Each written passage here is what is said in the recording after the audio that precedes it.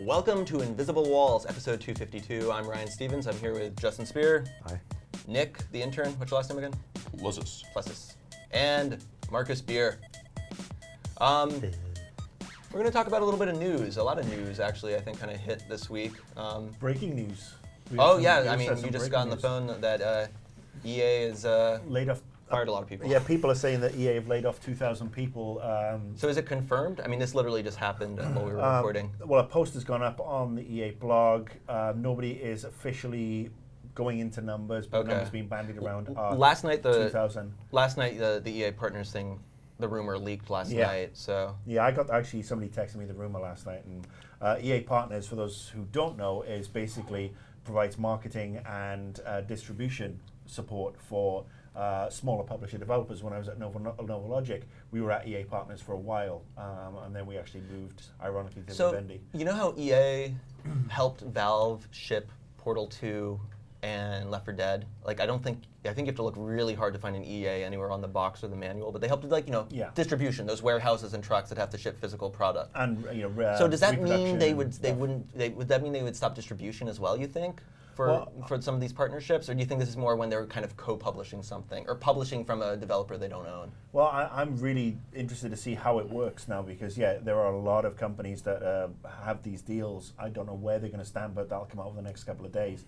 But it sucks that 2,000 people lost their jobs. PopCap, Vancouver is supposed to be shut down. They shut down the dev team who did Need for Speed, The World, which was the PC driving game, which Blood would probably comment on. But 2,000 people out of work in the games industry in one fell swoop is not good. Yeah, it's a little depressing. Yeah. On happier news, especially for Nick, a new Xbox announcement coming. Hell yeah. Yeah. I thought he was a PlayStation fan. That's the joke. It's the irony. Okay. It's like tears on Turkish delight. His Xbox Live tag is, well, maybe I shouldn't say it. Let's just move on. Yeah. So Xbox. It's a big. We knew it was coming. I mean, there's been so many leaks, so many rumors, et cetera, et cetera. Is this? I think the big question is this a little too close to E3? So it's like May 21st. You can watch it on Spike, our parent company. Look, it's going to be like one of those mid-season finales in your favorite TV show, where it's like, all right, here's the mid-season finale, and you'll find out what else is going on in 3 weeks' time. It is a little bit late in the day, but I'm guessing that this announcement will address more of the business side of stuff, and then hopefully they will save all the games stuff. I don't know, man. They are putting it on TV, but it's only an hour long. That's true. I mean, we will see probably 3 or 4 game reveals, but then I think So do you think it's going to be lesser than the? What do you guys think? I mean, compared to like what PlayStation did with the PlayStation meeting. Would it even be worth the money for them to do this with E3 right around the corner? I mean, I'm not going to pretend. Huh? I guess, but I'm not going to pretend to know how much one of these press conferences would cost. But I imagine it's a decent amount of coin, and then you have E3, which is going to be probably more their E3 conference, I'm assuming they're going to have, is probably going to be more popular than this. Is it worth it from a financial standpoint at all? Well, they're not actually spending a huge amount of money on this, because it's being held up at the Microsoft campus. Oh, and it's way smaller than the PlayStation one. They're inviting way less people than Sony did. It's not like Sony flew a bunch of people out and put them up for 2 nights in New York. Yeah. Whereas Microsoft come up to Seattle for an hour or so and have a, drive a Subaru or something, whatever they do in Seattle, have some coffee. But no. Grunge music. It's close. I think this is more from a business perspective and also setting down a marker for E3. So I'm over predictions. I'm so done with the predictions. I'm still excited. I mean, there's been all the talk about, Microsoft has not been very strong in actual software development for a while. I mean, obviously they've worked with Epic a lot, and they have their Forza games. 343 did a great job, I thought, with Halo. There's a lot of rumors that Microsoft is hiring new teams for in-house stuff, and obviously Sony's, of course, Nintendo first party is this interesting kind of ancient juggernaut that still releases interesting things that certain crowds are totally into, certain crowds including myself. But obviously Sony has kind of captured, especially in the West, captured a certain part of the imagination with like Naughty Dog, for example, and even the Sucker Punch team with like Infamous and stuff like that. So it is interesting to see if Microsoft's really going to ramp up. I know to bring back EA, I know there's still the rumors that EA is going to become an exclusive second party, but I can't imagine leaving Yeah. the Madden money on the table. Yeah, EA, there's no way. I mean, EA would have to be exceptionally stupid to just go to one console. Sorry, go ahead. You know, you're probably going to say the same thing I am. Well, I was going to say, I mean, that would imply that Battlefield would be exclusive for them, and there's no way they would leave. Oh, would Battlefield stay on the PC, or would it be exclusive to Xbox? Who knows? Oh, it may be a console thing. We've seen a lot of console exclusives that the PC is like, PC can play. Yeah, and also, yeah, Microsoft okay. has a vested interest in, Windows. Yeah, but And there's, Windows I 8. mean, there's no way in hell they would take Battlefield off the PC. Though. Well, they wouldn't take Madden off the PlayStation. No, yeah. Or FIFA or anything like that. So Yeah. I think so we could put it's that one interesting, in but the it's interesting that smoking. it still has so much clout, but who knows? Maybe we'll all be surprised and flabbergasted and gobsmacked and other thesaurus words. Yeah, I think they'll probably, they'll go into the specs. We'll see 2 or 3 games.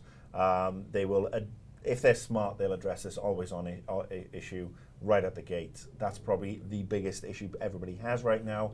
And to clarify it, that would be the smart thing. Well, and to go back to something Nick said earlier, is this wasting money, or are they going to have have another press conference? Is the Nintendo news that hit as well, where Nintendo is going to be doing a Nintendo Direct in lieu of a real press conference, though now they've recanted a bit and said there will be something going on at the normal time in the Nokia. Yeah, they're thing, meeting with but publishers. it's going to be a lot smaller. Publishers, Yeah, I don't even know retailers, if and it's open to analysts. journalists. Press aren't invited, so So we're going to have to send in a PAC as an embedded reporter. Yeah, we'll have him vine everything.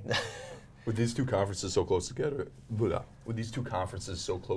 it'll be interesting to see if they maybe split up their focus between like having this one, it's a smaller one, more on the multimedia, the hardware, just what the system does. You're talking about Nintendo? No, for Xbox. Sorry. Oh, okay. And then saving E3 for the games that everyone wants to see, because I think that's definitely where they're struggling, right? They have 3 main franchises that they just rinse repeating every year, and some new IP I think will really pull in the attention.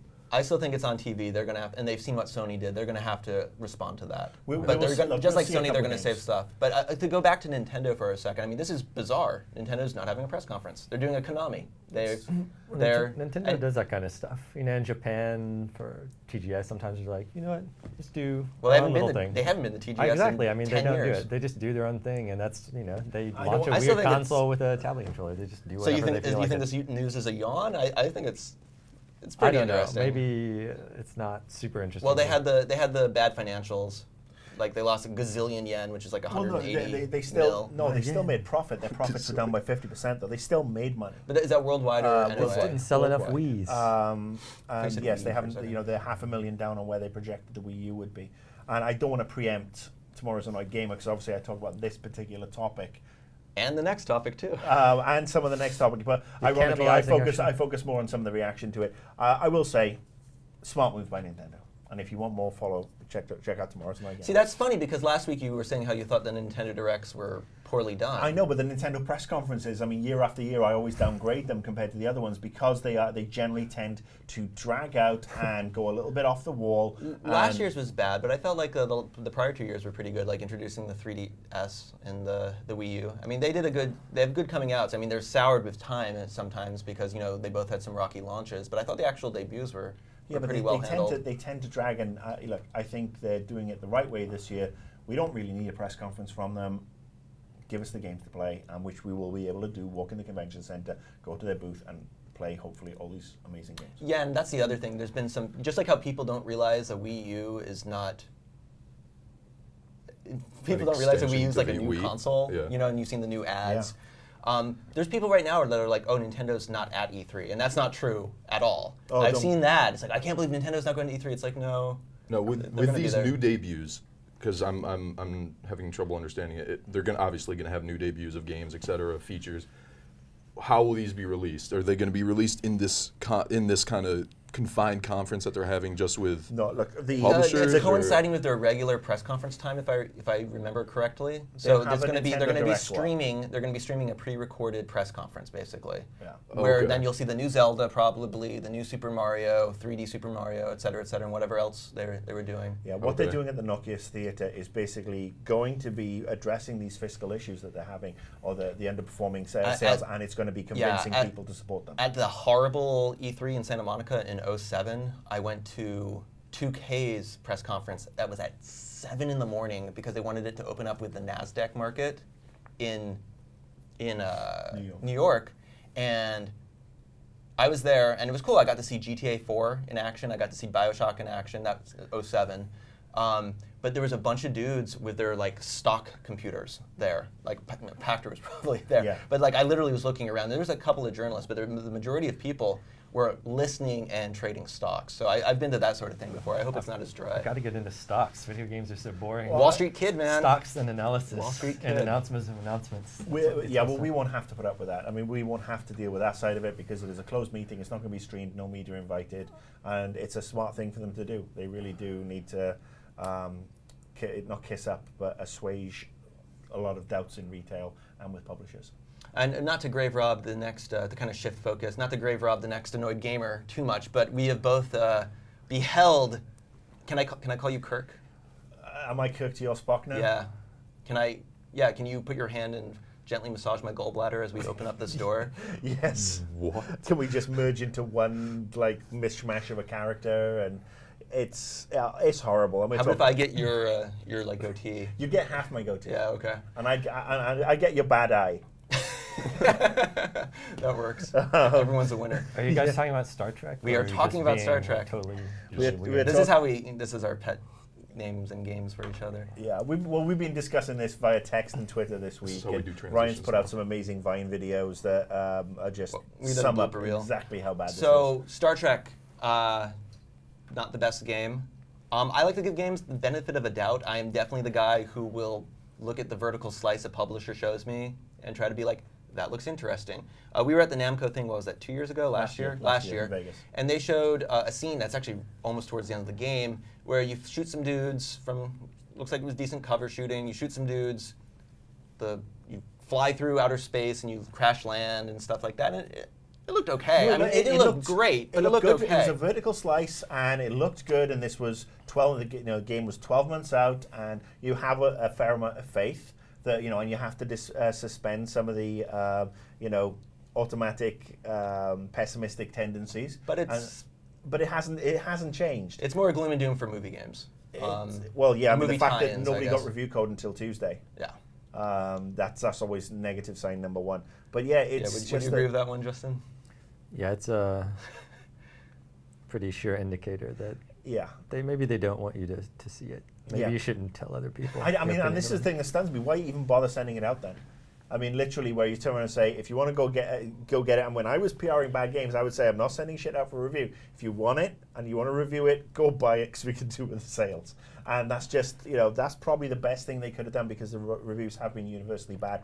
And let's face it, the game is, the gameplay is horrible. If it was, it's just so dull. If it was technically competent, would you at least recommend it to like Star Trek fans? No, because it's still. Is it really still just bland across the board? I would say the beginning is probably the strongest part. The very first chapter, there's actually no shooting, and it's a little rudimentary. But it was kind of. There's some stuff happening. I mean, it's the same stuff we've been doing. It feels like they took some like 8-bit NES ideas and put them in there, like dodging waves of flame behind cover and stuff like that, and the light cover climbing. mechanic. But what? The cover's bad. Aiming's bad. Yeah. Did you get to the fight when you're actually shooting the Enterprise? No. I have no clue what was going on there. I played it 4 times. I gave and up. it still doesn't make. I'm no sorry. sense. Okay, I beat the game. I'm so sorry. It's a long game. Like I know in the past, like I'm trying to think of some other semi-recent movie games, like Terminator Salvation, Wanted, super short. It was like 4 Quantum of hours. Solace. They're all very short games. This game's actually long, and I honestly feel like Digital Extremes has made okay stuff before. Darkness 2 was okay. This is definitely low on the top. I feel like if maybe they hadn't padded it out so much, and there are some hints of some good ideas once in a while, but it's also just, like you said, technically incompetent. I'm okay, I've said I'm okay with some clipping, but when you have preset animations that continually clip, I'm okay with the occasional floating corpse or, even if I have to restart a checkpoint once in a blue moon, but it was constant. Yeah, I will And it say has swimming. the saving grace is the voice acting. I mean, they have the cast in there, Yeah, it's well and put the together. actors don't phone it in. To be fair, I mean, they've got some interesting lines, and I got to say, I'm not a huge Trek head, but the Trekker. no, it's actually I don't think I don't know. I think they're called. They don't call themselves that. He Trekkies, knows. Trekkers. But anyway, I think the kernel of the story, that center, the idea behind the story, is a great stepping stone between the first movie and hopefully what we'll see in the second movie. But it's just so badly botched. Yeah, and there's good ideas too. Like the idea of on paper, the 2-line pitch is that I'm not a big Star Trek fan either. I actually kind of don't like the series. Thought the reboot was great though, just to be honest. But the idea, like, pulling out your tricorder, here's a natural way to add scanning to games. Yeah. It works pretty well, except there's not all that much stuff to scan. Kirk and Spock playing a little differently. I wish they played a little more different. There's some good ideas, but it encourages you to scan, but it only encourages you to scan after you've scanned a couple of things. I mean, for example, when you first land on New Vulcan and you're running past all this flora and fauna, I didn't realize you were supposed to scan that stuff to actually unlock achievements, and I didn't realize I could really do that until I was inside and I started scanning. Oh, I found a tricorner. Now I can scan it, and then I saw these achievements pop up. So does it reward you in any way other than achievements? Experience no, you get points. experience points only from scanning and doing. So you level up your Spock? You level up your gear. Yeah. But to their credit, one of the small things I did like not your ears. Was your gear. No, your ears are level capped. Bigger and bigger until you only level from doing the optional objectives, the stupid hacking mini games that are non-stop. And scanning. But straight up combat, I think when you maybe beat a level, you get stuff, but straight up combat does not reward you. But I felt like leveling, it didn't really do much for me. I messed around with some of the guns and some of the other stuff you could do. But I just stuck with like my phasers and like my sniper rifle when I had it, and stuff like that. It's ironic that the game doesn't tell you some of the stuff that you need to do and how to execute stuff. But then the rest of the way through, there's no instruction manual. Well, you don't get an instruction manual. And the tooltips are poor. Hand holding is like, you get to a certain level right at the start of the game where you have to stay in cover to get to a certain area, then shoot something while your AI character is. Are you talking about the very first 2 seconds of the game? No, I'm talking. I'm talking about when you're on the. You've got the solar flares coming at you, and you're on the space station, and the Spock character has to slow down and open up a revolving lock, and then you have to shoot it if you're Kirk. Which is in the first, I would say, 25 minutes of the game, perhaps. Okay. But I mean, it's just, you really need to shoot that now. Jim, you need to shoot that. Oh, or the AI Spock, clips. you need to unlock this so I can shoot this. And it's just these comments over and over and over ad nauseum. Mallet time. There's a lot, like even the first 5 seconds of the game where it's like a shooting tutorial and then you die and it's like 6 hours earlier. It's like, what? So even some of the storytelling stuff, the voice acting is good, and the general through plot is okay. Character models are horrible.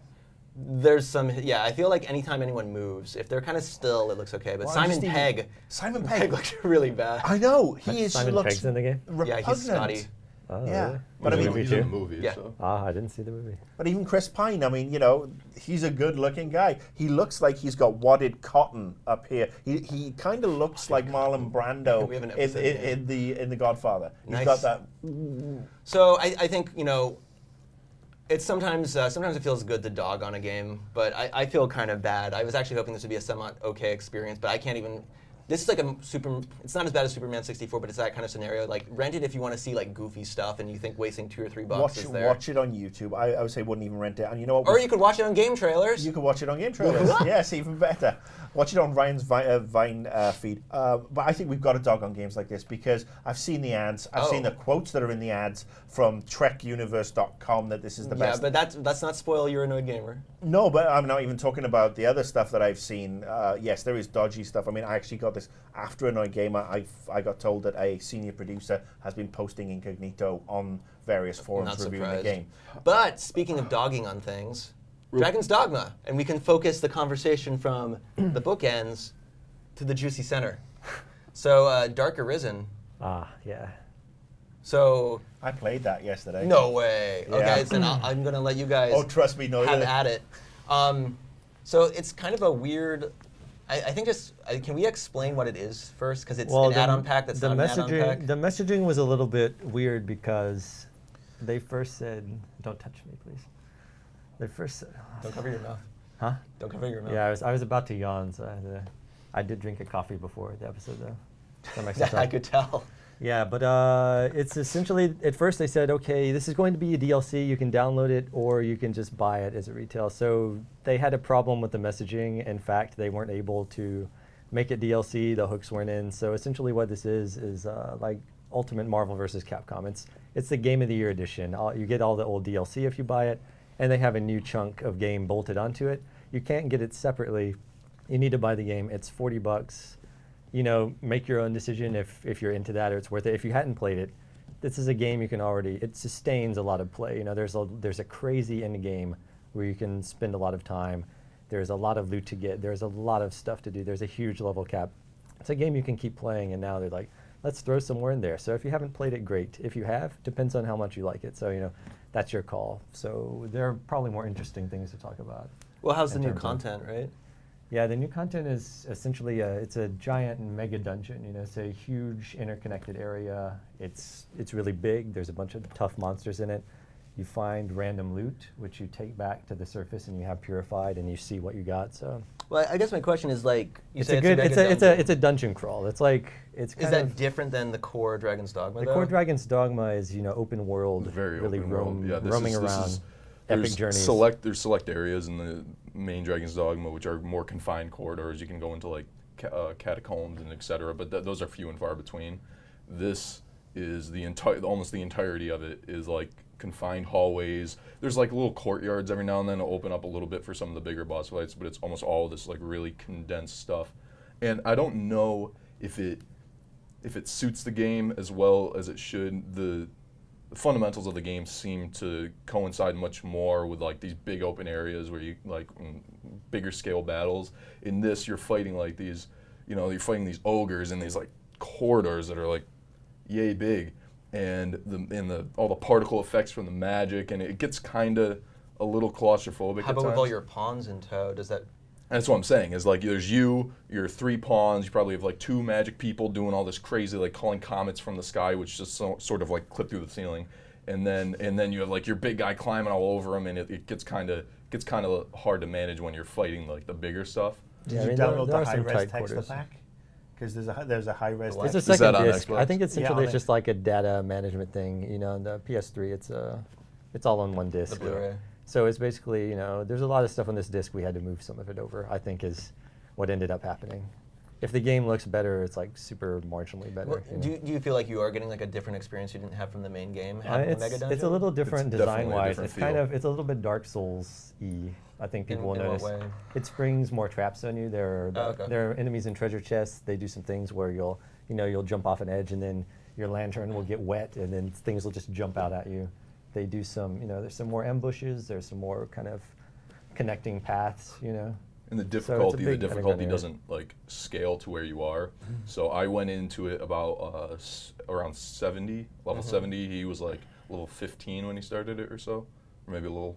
No. I mean, I carried over my data, so I started at level like 78 or something like that.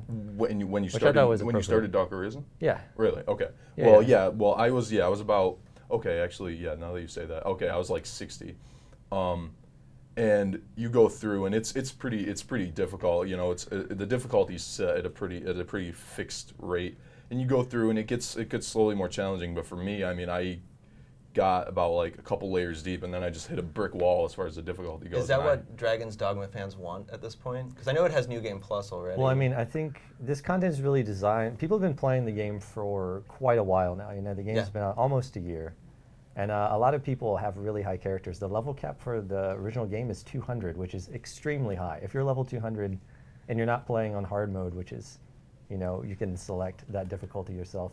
But you will roll over everything in the game. You will destroy everything in the game.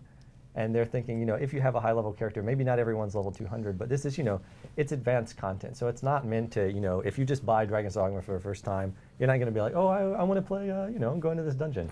It's not accessible to you. But in a lot of RPGs, your level, unless the game is auto-scaling enemies, level is one of those things that you decide, okay, can I take this? Will a better weapon help me progress here? Do I need to try a different class, So you really just have to, you make those calls yourself, and you can push through. I think it's pretty good content when you're appropriate level.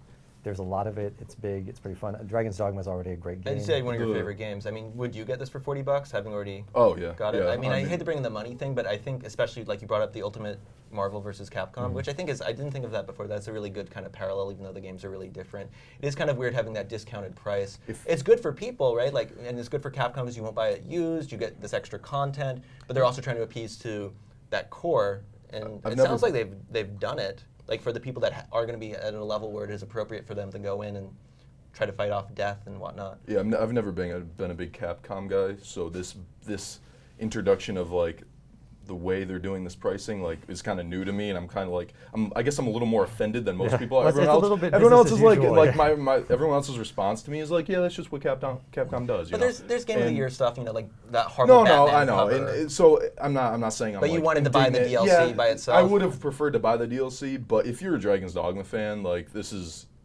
a purchase, is a no-brainer, because if you knew Game Plus, Dragon's Dogma, the difficulty doesn't scale up, so it's like you kind of are just swathing.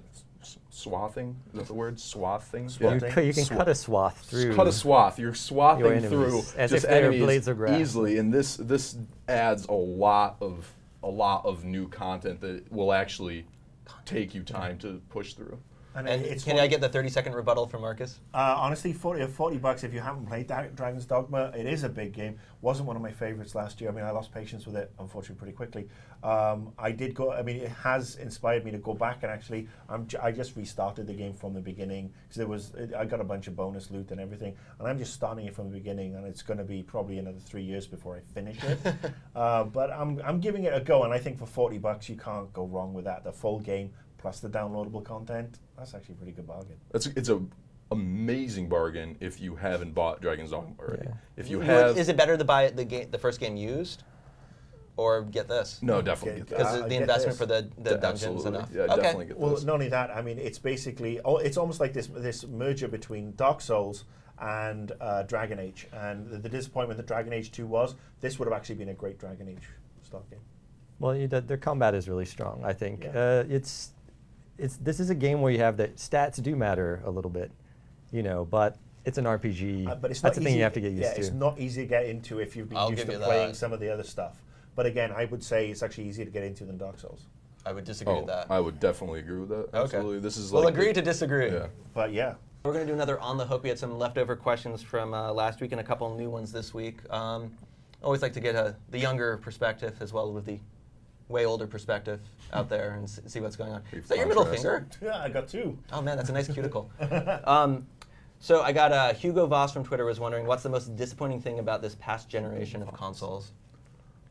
Well, this is, believe it or not, my first main generation of consoles. I didn't get into gaming until pretty late. So Why are you even here? I know, right? Most disappointing? Yeah. Game-wise or just Whatever, all-encompassing? Yeah.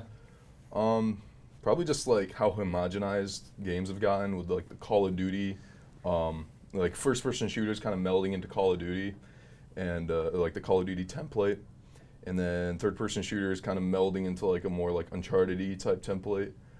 I feel like the generations that I wasn't as involved in, ideas were like a lot more creative, a lot more like risky.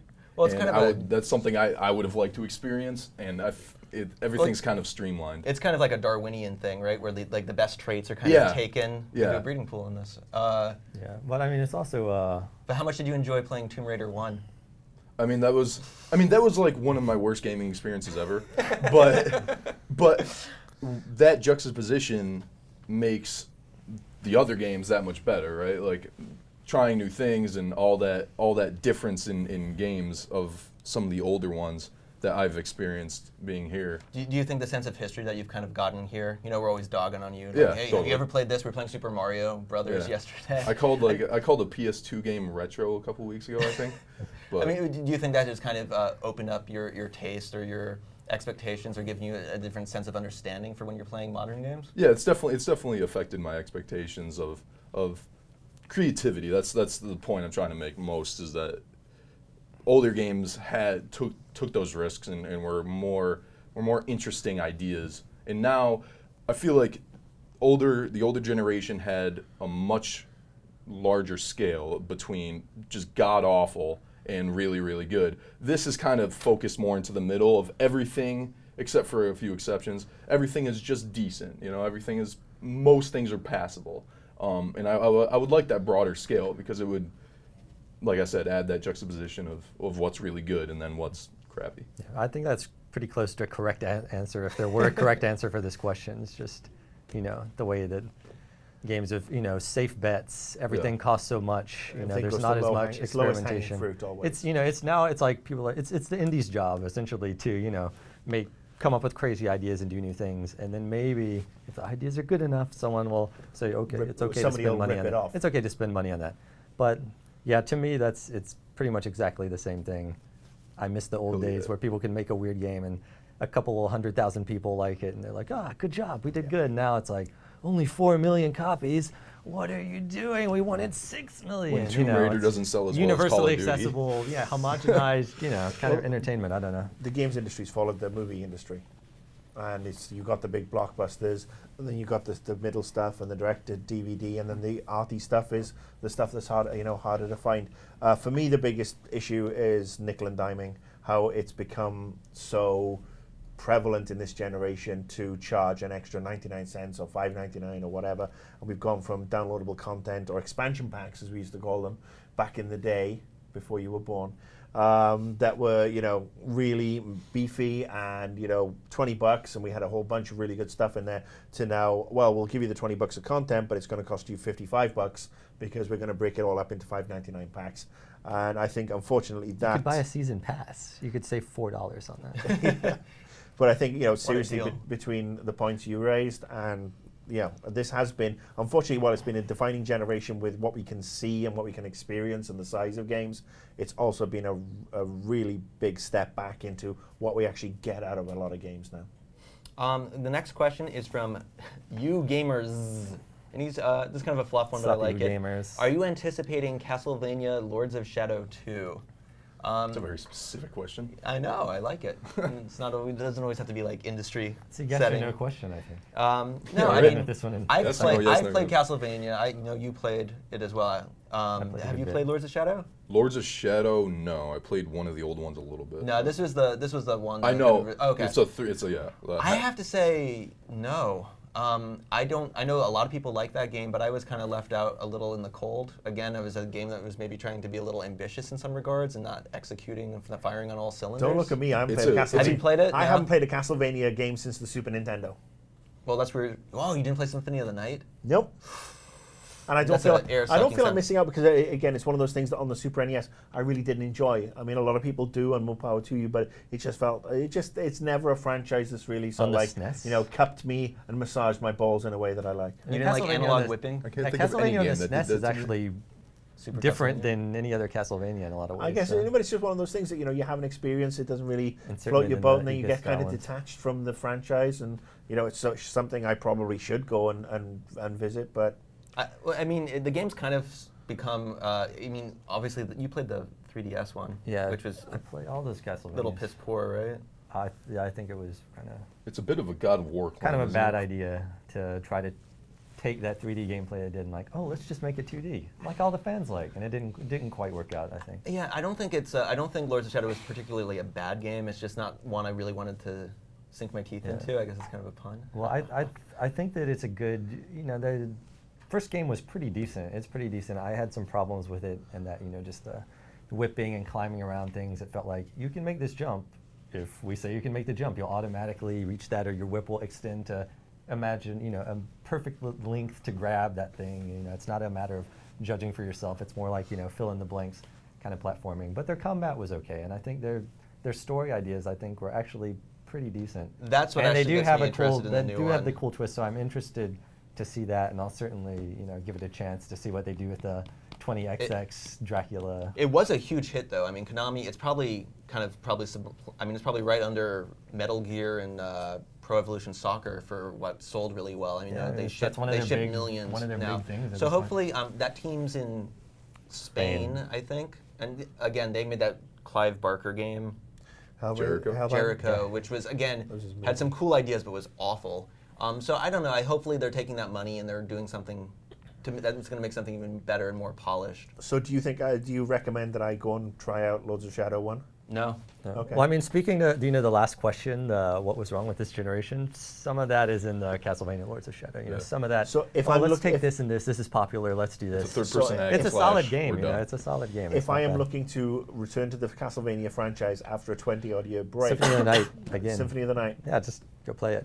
Okay. Yeah, you unless play you like Dark handheld Souls? stuff, This is- then Everything compares to Dark Souls. I have a Portrait of Ruins, pretty I have good a handheld. on the DS. One last question from XRigo17. Can the Dark Souls series have an influence in other future games regarding gameplay and difficulty? Dark Souls, what do you know? Of course. It's, How, it's how a did I ever dominant pick force. this one? Yeah, I think we're already seeing some of that asymmetric multiplayer. No, some of that kind of single-player, multiplayer mixed stuff. I guess in a way that Atari Test Drive did that as well, but it was with cars.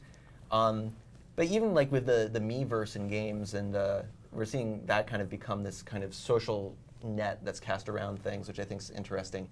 Difficulty is, I think, a much broader question. I think what's interesting about that sets Dark Souls apart is that a lot of games are hard. Like the reason Dark Souls is famous isn't regarding difficulty, isn't because it's hard, it's because it doesn't have a difficulty setting. The standard is hard. Like, I mean, That's an Call interesting of Duty, I mean, if you play it on veteran, yeah, it'll be hard, but that's the same with any game. This has one difficulty setting that you're stuck with, and if you aren't good enough to progress, sucks to be you. And I think that's what It does. That's You're- what I know. You're deprived. of That's that. you know And if that's keep what sets it playing- apart. If you keep playing, despite not being good enough and never getting any better, you're a masochist.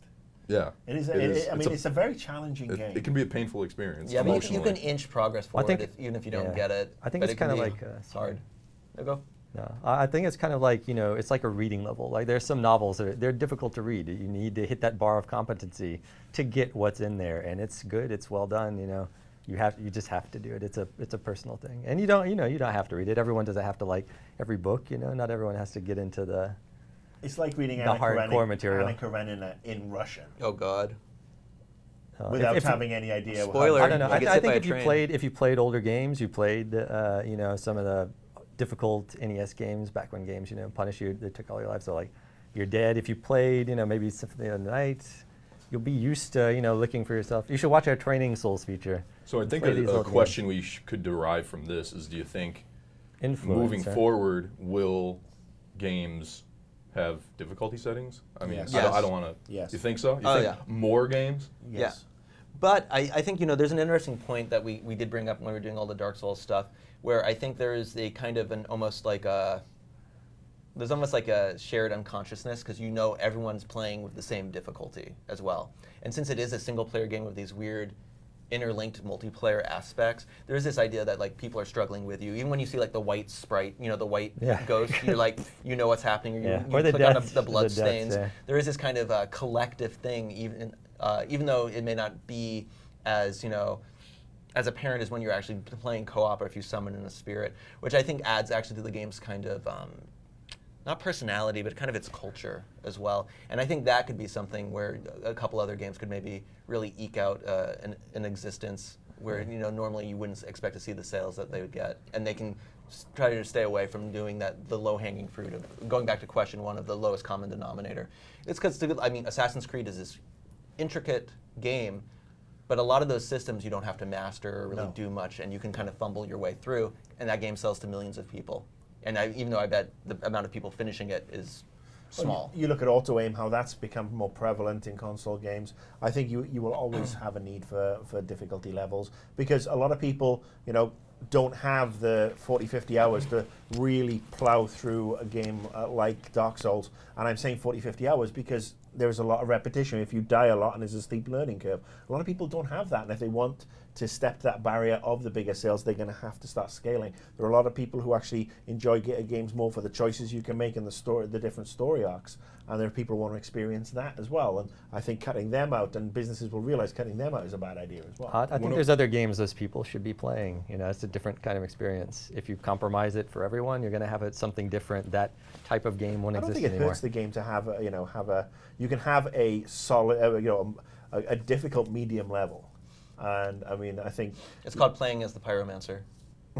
Is that the medium? And That's it's the that's Well, there are that's things. easy. There are things you can do to Not mitigate really. it a little bit. One of our Not fears anymore. around here is because we have a lot of Dark Souls players, is that Dark Souls 2 will have a difficulty setting. So kind of what Alf Marcus is saying, do you think if they do put difficulty settings in Dark Souls 2, will that be purely sales-wise? Will that be a saving grace or Well, the death of the we game? talked about it, and it would split the base, but then in the fact sheet they sent out, they said there'd be some sort of like adaptive leveling something, or not leveling, I'm using the wrong adaptive word. AI. No, it's adaptive like matching. So I don't know if that's like scaling characters for invasions or whatnot, but then maybe for the multiplayer. I mean, that would be smart anyway. I think that's not.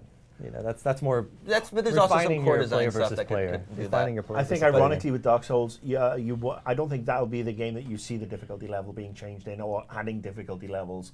I don't think they'll do that because they want to appeal to their core, and God bless 'em. Yeah, given the way they handled the PC port with we're not really going to bother And they've up resing apologized it. for that. So, But I it's mean, interesting. I think it's just they have a certain faith in their brand and a certain bloody mindedness that is to be applauded. I think by a lot of people. I certainly won't be, I think, as interested in it as you will, but that's just the way I it don't is. think And anyone if it in the keeps world will. the fans happy and is a great improvement, go for it. Cool. Well, thanks guys for another Invisible Walls.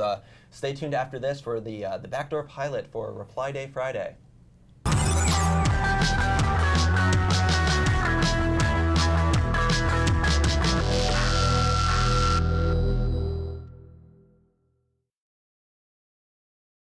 Hello and welcome to the first Reply Day Friday. We've been doing these daily questions, question of the day, for a couple weeks now. And it was just a way for, we have these cool conversations around the office. We're always just thinking of stuff. And we're not always in the forums as much as we could be or should be. And it was just a way to kind of interact with you guys. And we've cherry-picked some choice quotes from our questions, and we're going to share them with you. And I'm joined by Kyle Bossman, Hi. who's wearing a fabulous wristband. This is, it's a whole thing. So I kicked out the whole thing talking about like this weird music and that you kind of found in Skull Monkeys and Battle Block Theater, and I asked like what you guys thought about like kind of like these weird kind of standout things, and not everything was secret rooms. I was hoping I'd find some little treasures that I didn't know, but I think some people had some good quotes for just weird random songs and games. Sad Requiem was saying, quotes the Great Mighty Pooh with, "I am the Great Mighty Pooh, and I'm throwing my shit at you," from Conker's Bad Fur Day, and he says nothing beats that. And that was an N64 game. Re-released on the Xbox when Rare I think they swiped censored them. it when they re-released it, right? Oh, I don't know. I Which never one played does it. Say shit. They had Which one fur does it say though. that in? I'm pretty sure they said sure in the N64 one, because anytime Yeah. there was swearing in a Nintendo game on a Nintendo system, like my ears perked It up. was crazy. I remember Shadow Man 64, they said like shit or something. I was like, whoa. That's a pretty good song. Yeah. Ian from Facebook said, Katamari Damacy, la la la la la, Katamari Damacy, enough said. And I would Yeah. agree. That's some cool ass music in there. So the whole game itself is kind of the weird little thing that you're kind of describing. Yeah. Yeah, and like it's kind of that, the French would say, that little undeterminable little thing that you can't really quite define. But I made Chris laugh. That's good. And I got a long ass review comment from Flat 5 Shuffle, where he goes, "I can't think of anything weird off the top of my head, but one game soundtrack I found to be enjoyingly silly was Loco Roco on the PSP. Listening to those little creatures singing different hum-bubbly tunes across each stage was comfortably hypnotic. Plus, the gameplay itself was a lot of fun, very easy to pick up and play." I played the demo for this game, and I was in love, and then I was kind of let down with the full game. But the singing and the little voice chorus thing, I love when music is kind of reactive. Bloodrift's been doing these backtrack things, kind of focusing. There's some composition, but you played BioShock, right? Yeah. Infinite? Like, even the way the headshots kind of chord and like kills kind of add to the like tune. do a little string thing. Yeah, Do that. I really love that stuff. Yeah. I think it's really cool. So I guess this question kind of became a music thing. Lying Figure said, Shadows of Dam, the Sushi Lamp song. I don't know what this is, but I know the skull raps in that Yeah. game, and it's bizarre. At the very end, right? I don't know, but I know it's the guys who did the translation are the same guys who did Fire Emblem, so it's pretty funny. Oh, that, really? like, The that- 8-4 guys? Yeah. So it's kind of funny that Okay. like that happens. Shadows of the Dam's actually on my to-do list. I actually bought it, but I have yet to play it. I have backlog. Shame. I love Fire Emblem. I know you do. That's why I mention it. Yeah. I'm appealing to you. Thank you. And then Maximum Da Vinci says he loved the Crysis 2 elevator Easter egg, which again I don't know, but I'm assuming there's some elevator music, maybe some Muskrat Love, or Why something. would you pull that comment if you don't know what he's talking Well, about? maybe people can let us know and give us some more details. Okay. In the comments to this, let us there's- know there's- what that was. There's a method to my madness. We will continue this conversation. All right. And I double dipped last week when we started these questions of the week. Mm-hmm. And I was talking about this Death Room in Star Tropics. This which was one I like liked a lot. That was one of cool. my favorite games when I was in 5th grade. I totally fell for the marketing and everything. And there's a little pig butt, which I still think is pretty cute. But there was this death room that you got these bonus rooms, and you just jumped in this room and just instantly died. It served no other purpose than to kill you. To kill you, Yeah. to drown you, to end Mikey's existence. And I thought, even when I was a kid, I was like, this is weird. Like, I was used to, like, this game's bad, but, like, this little tiny section was like, why is this here? And there were some conspiracy theories that, like, if you had the Nintendo Power, you would know not to jump in there, because they did those cool full-screen maps. Do you remember that? Yeah, I don't think it was a Nintendo Power thing, though. So White Tulip says, we just got rickrolled. And Hazeman thinks I think they did what they did in the Star Tropics game simply for trolling purposes. The first 2 hidden rooms were like bait by giving the extra stuff and so on. So when you naturally go to the Death Trap room thinking you'd get more, they were playing with your greed. That So was it's kind of a that's it. morality play. Like, it was right? a developer having a fun time. is what Nintendo that was giving us a Zen cone to unravel.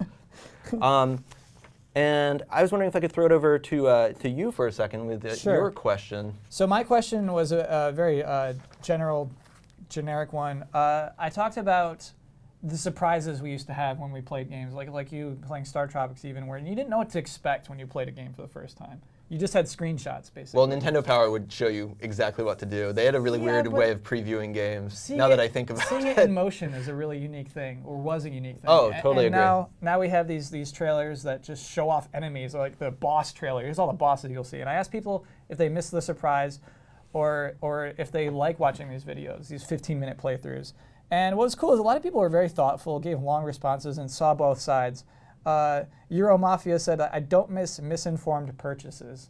And I liked that a lot. Just you miss the surprises, but you also don't have to buy games you wouldn't like when you're watching these extensive videos of like what this game is. You can see if it appeals to you, at least on a base level. Yeah, I like this a lot. Esparza89, I'm going to read this whole comment. To be honest, GT, you guys made me lost to that surprise in gaming. I used to see all your reviews for the games I was going to get, and when I got them, all the spectacular parts were already featured in your reviews. So after I saw Dead Space 2 review and then played the game, I loved it, but I felt like I didn't see anything new from the review and some trailers, so I just stopped watching your reviews, and now I enjoy my games a little more, my humble opinion.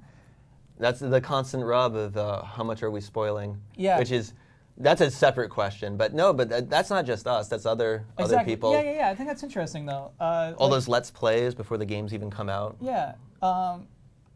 Here's my advice, and this is what I do sometimes when I want to play that game. Just listen to the review and have a separate tab open, and also listen to the commercial attached to that review. Or say McDonald's and you can skip it. Some people, I always like hearing these. Syndrus V2. My favorite example of this sort of thing is when I bought Valkyrie Profile for PS1. I walked into GameStop one day and saw it sitting there on a shelf for $5. I knew nothing about it other than that's some nice cover art.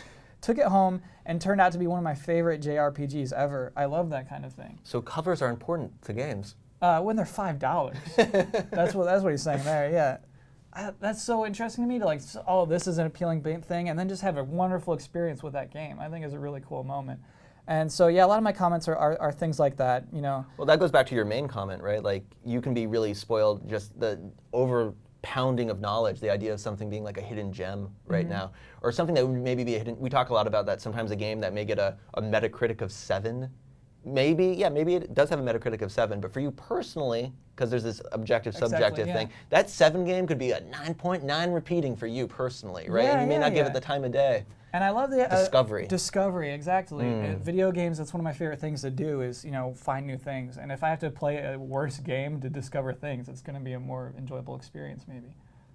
Very cool. Anything else? Stringer2355 says, more of a statement, but you hit the head on the nail.